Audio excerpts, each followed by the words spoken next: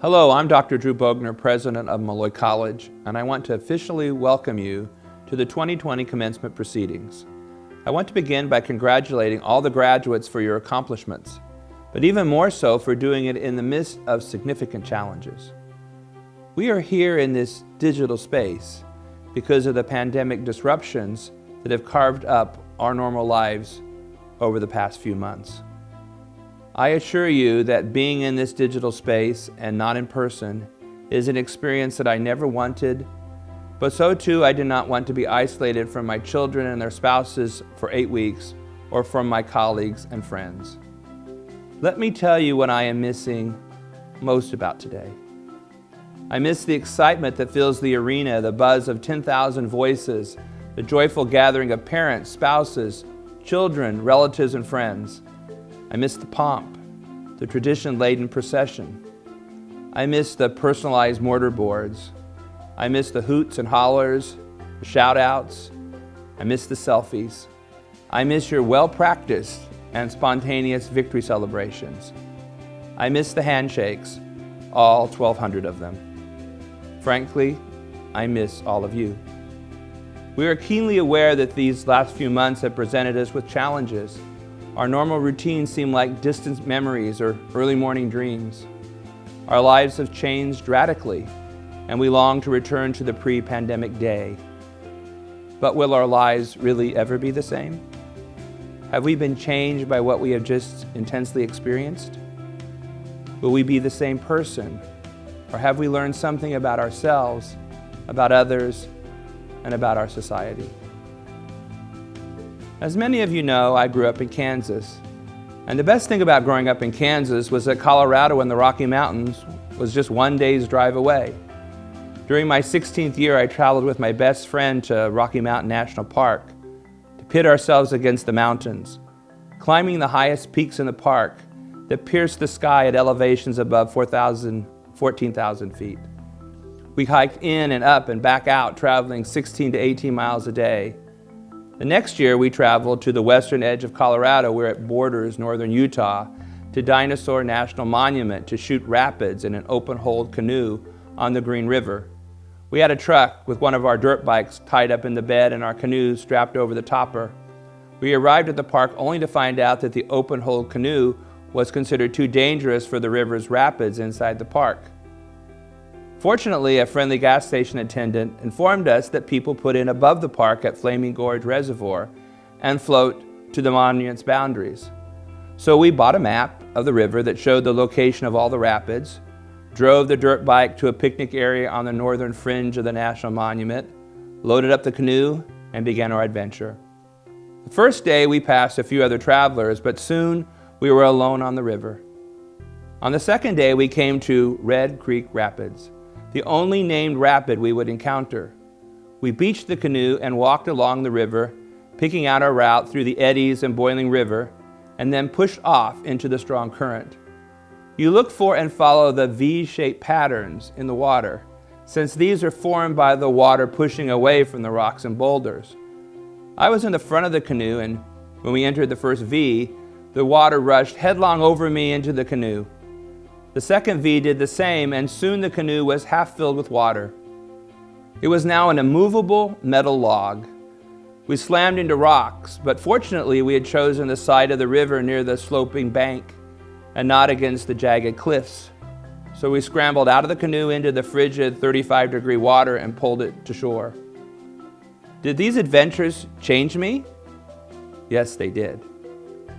I learned that there are forces larger and more powerful than me, that I can only work around, that each shapes me more than I shape it. You are humbled by the awesome power that exists outside of you, and you embrace this humbleness. You learn that a human being is both marvelous and inventive, but also quite fragile. Second, you learn to adapt, finding ways to work with and around the immovable forces. The coronavirus is to us today that immovable force of nature that despite what we might want, it pushes back, demanding that we adapt or face the consequences. It should humble our stubborn pride of individualism and force us to learn some valuable lessons if we are reflective and adaptable. What lessons have I learned from the pandemic? I learned that most people are capable of being an everyday hero, that they are capable of tremendous resolve and willingness to sacrifice for others.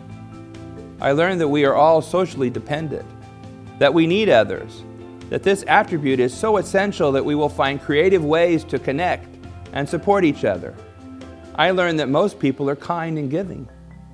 I learned about pieces of technology that I didn't even know existed. I learned that we are more interdependent than I would have ever thought. Think about the food industry.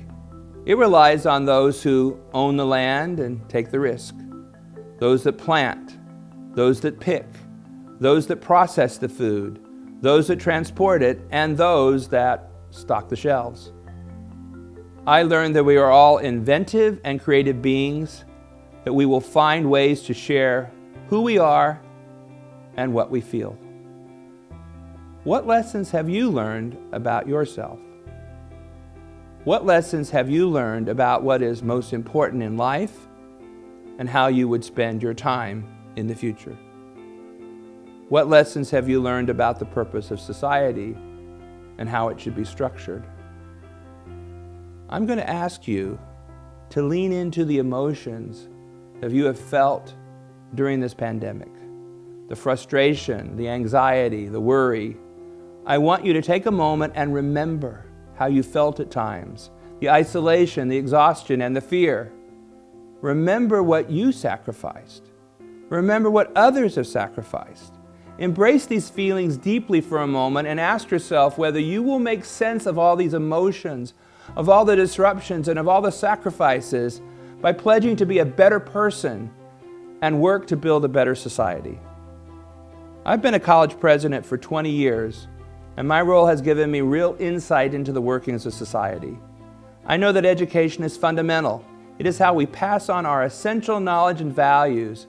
It is how we prepare the next generation to assume the roles that are critical and important to society. Education is essential. It is a public good.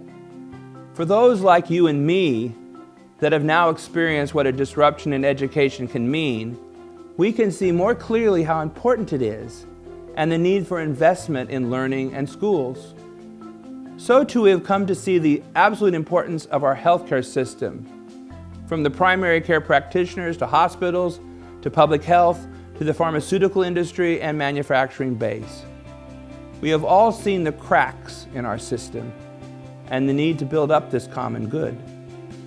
We have also, through this pandemic, seen more clearly the inequities in our society. Those who live on the edge with no resources to weather even a minor disruption, and those who are homeless without access to health care or enough food to eat. The question I pose to you is, now that your eyes can see these cracks plain and stark, and your heart feel the pain sharp and real, what will you do to fix it? What will you do on a personal level, and what will you demand as a societal fix? Our pain must lead to a gain. I ask all of you to be agents of transformation, to be the phoenix that rises from the ashes and builds anew, to be the bold, everyday hero that believes in good, commits to service, and works tirelessly to build a better world. Through this pandemic, we have all sacrificed, clearly some more than others. The question is, what did you learn about yourself, about others, about humanity, and about society? Have you changed because of it? Do you want some of these changes to be permanent? Will you honor your sacrifice by being a different person? Will you honor the sacrifices made by the many everyday heroes by working to make society better? Will you be what we expect every Malloy graduate to be? A transformative agent for good? Your generation will forever be linked to the coronavirus pandemic. But you, each of you, has the power to determine what the legacy will be to a society from this cataclysmic event. Congratulations on your accomplishments. Now go out and change the world.